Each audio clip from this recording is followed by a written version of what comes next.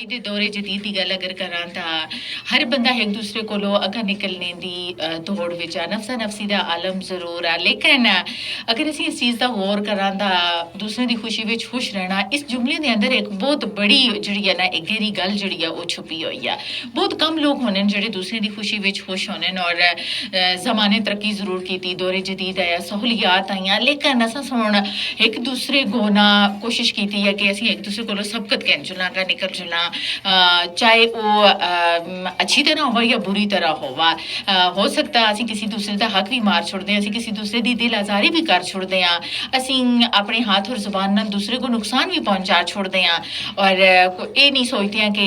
दूसरे की अगर खुशी या दूसरा कोई कामयाब होया तो असी उसकी हौसला अफजाई करा उसको मुबारकबाद देव उसकी खुशी में खुश होव लेकिन ये जज्बा जोड़ा ना अज के वक्त बहुत दूर होता चला गया और असा सारे मिल के कोशिश करनी है कि इस जज्बे को असा सुन कम नहीं होने देना बल्कि कोशिश करनी है कि दौरे जदीद के अंदर जोड़ा एक असा सुन एक तहसब हसद अपने दिलों में रखा था कि दूसरी की खुशी में असा खुश नहीं होना इस चीज़ को असा सुन ख़त्म करना असी अपने दिलों को और दिमागों को मुस्बत एक चीज़ जी है ना वो असा उसके अंदर पैदा करनी है ताकि असी दूसरे की खुशी में खुश होव और लोग फिर असा की खुशी में भी जरा ना खुश होव